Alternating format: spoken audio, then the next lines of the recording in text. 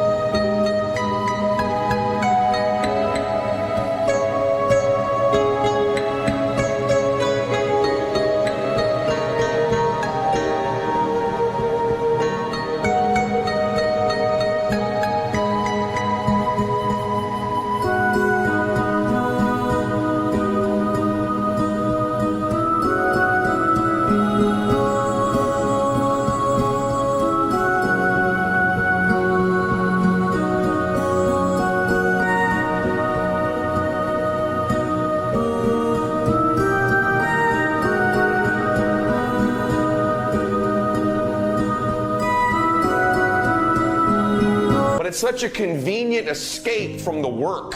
It's such a convenient escape from our obsessions. You talk about people dying from disease. Look, people die from negativity every day. You have been negative. You know why? Because the number one dominating force on planet Earth is the media. The media, 800 TV channels spew negativity onto the American public and every other country on planet Earth. They just puke it on you. Oh, but I watch Fox. Good. They puke at Fox and they do at MSNBC. It's just you're in agreement with the puke. I got some conservative puke. I got some liberal puke. And you got Stossel in the middle. He's like, okay, I'm just an independent puker. Dude, puke is puke. The left against the right, Republicans against Democrats. Who's going to be the next president? Who's going to get the Democratic nomination? Can they beat Trump, right? Who cares?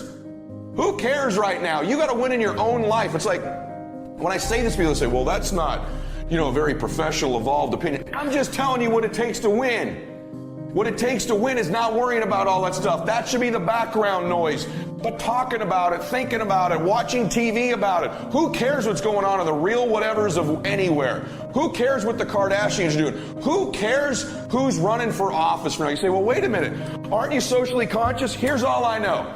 I've been alive through many different presidents, Republican and Democrat. None of them changed my life. None of them did. And none of them are going to change your life if we're being real. I think grassroots movements of good people and communities change the world. I don't think politicians change the world. If you think about it, the majority of people obsessed with politics I'm just meaning this nicely, they don't have much going on in their own life. So it's a convenient distraction to be mad at a politician because you're losing. It's a convenient distraction to get caught up in some issue outside of yourself, so you don't have to focus on your own life. If you can spend enough time obsessing about what these politicians or reality stars do, no one will look at you. But eventually in your life, you're faced with you. Eventually in your life, it's you. Eventually it's your life. Eventually they won't be on TV. Eventually it'll all be gone. Remember how obsessed you were with President Obama, whether you loved him or hated him? He's gone now. So getting obsessed with these things doesn't matter. Men, so many of you obsessed with sports. You're fans of these teams. Did it really change your life when the Patriots won the Super Bowl? Like, if you're a Patriot fan, on Saturday they hadn't yet won. On Sunday night they won. How different was your life? Tom Brady's life was different. Yours wasn't. You Laker fans or basketball fans, does it really matter? Like, if your team wins, does it really matter? I got news for you guys.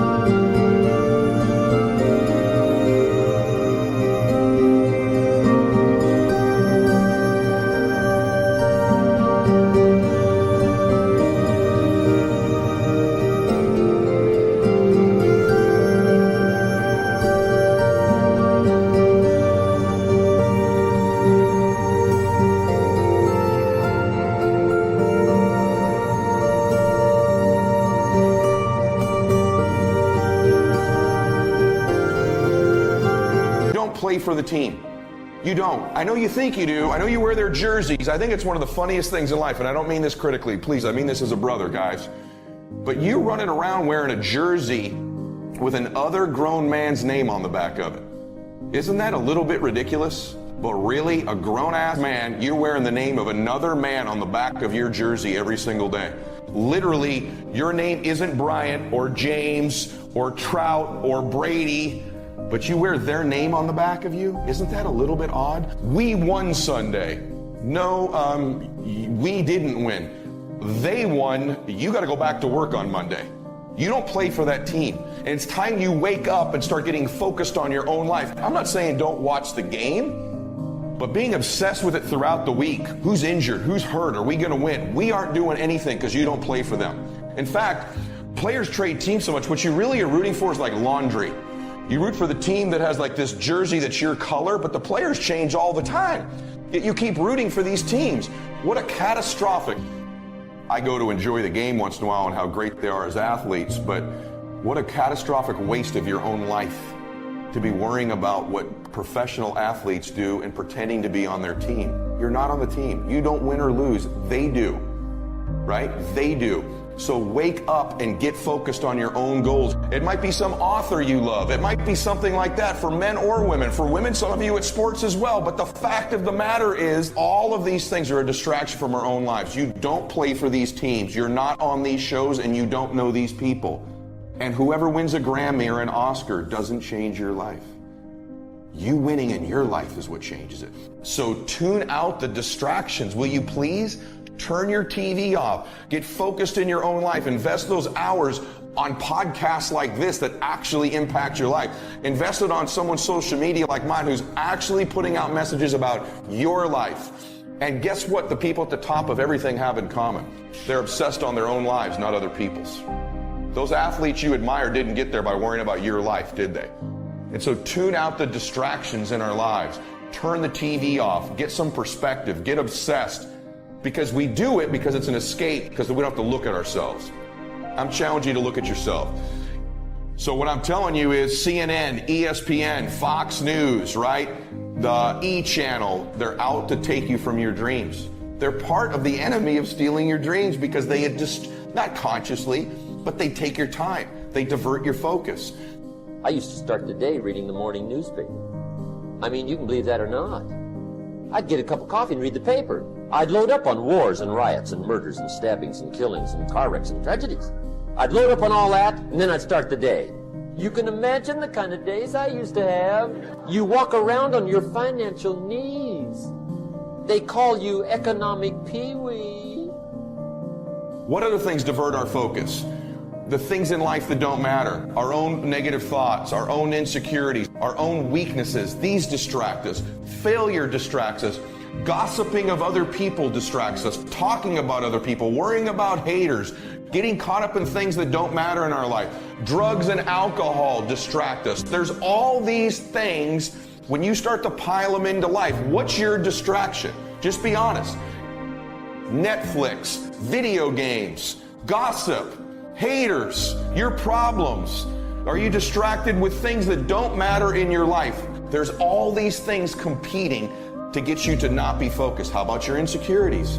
How about your fears? How about your worries or your problems? Are you using all of these? Do you your relationship issues, does it distract you from your big goals? Do you let these things, do you almost willingly do it?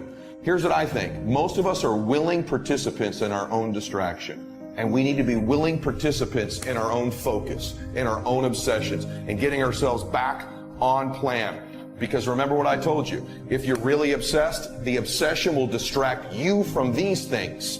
But if you're not obsessed, these things will distract you from that thing.